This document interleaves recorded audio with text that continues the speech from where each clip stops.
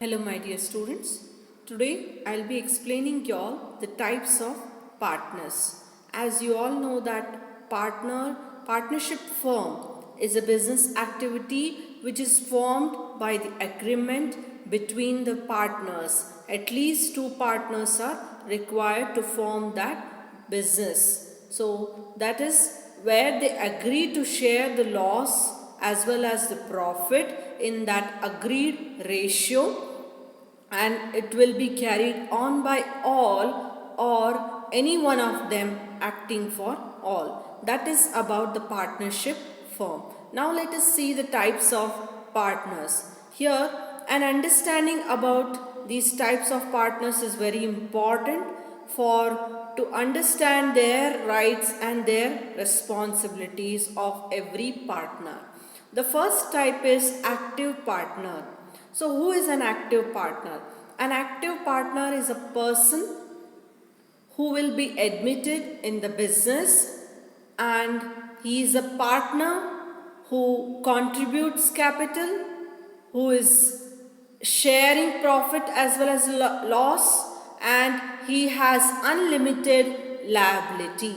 That is, his personal assets are also attached for the repayments of the debts. So unlimited extent is there for active partner. Why he is being called as active partner? Because actually part in carrying out the business firm is done by him. Actual involvement, participating in the management affairs of the partnership firm. So that he is being termed as active partner. The person who take part actively in the carrying out the business firm. So active partner is a partner who actively participates in the partnership firm. Next is sleeping or dormant partner. Partner who contributes capital, who shares profits as well as losses, who has unlimited liability, that is, his personal assets are also attached for the repayment of the debts, as well as he is liable to the creditors of the partnership firm, but he do not take part in the day-to-day activities of the business firm. That is why he is being termed as sleeping partner, who will not take part in the day-to-day activities of the firm. Next is secret partner. He is a partner whose association with the firm is unknown to the general public. General public is not aware about that person is a partner. His association with the firm is kept confidential. So this is the distinct feature of the secret partner. But it is common that he, like other partners, he contributes capital, he participates in the management, but secretly he shares profits as well as losses. He has unlimited liability towards the creditors of the firm. Next comes nominal partner. A nominal partner is a partner, one who allows the use of his or her name by the firm. Firm uses that partner's name but does not contribute capital nor participates actively in the management of affairs of the firm, nor does he or she shares any profits or losses, but only he is liable for the repayment of the firm's debt. Yes, students, nominal partner, his name is utilized. His name is used by the firm. That is why he is being termed as nominal partner. But he will not contribute capital, he will not share the profit, he will not actively participate in the management activities. But he has unlimited liability. That is the fourth nominal partner. Fifth is partner by estoppel.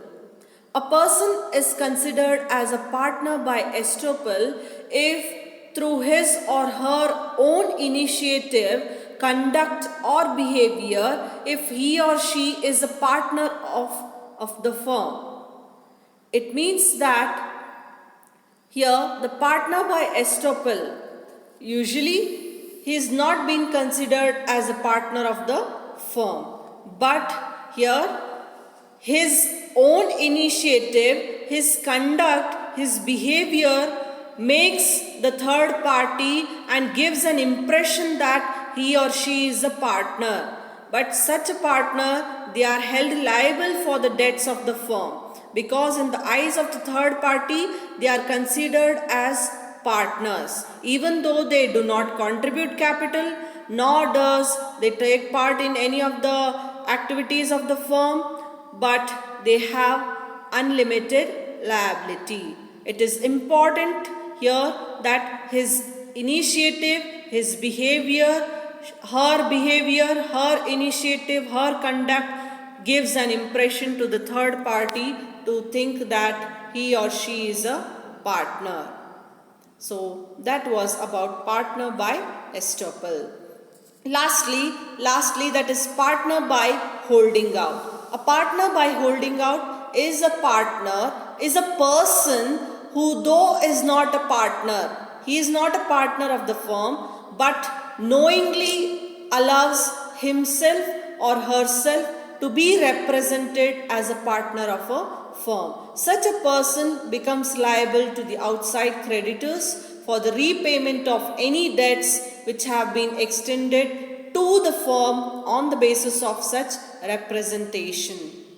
In case he is not really a partner, then he has a chance. He can save himself from such liability.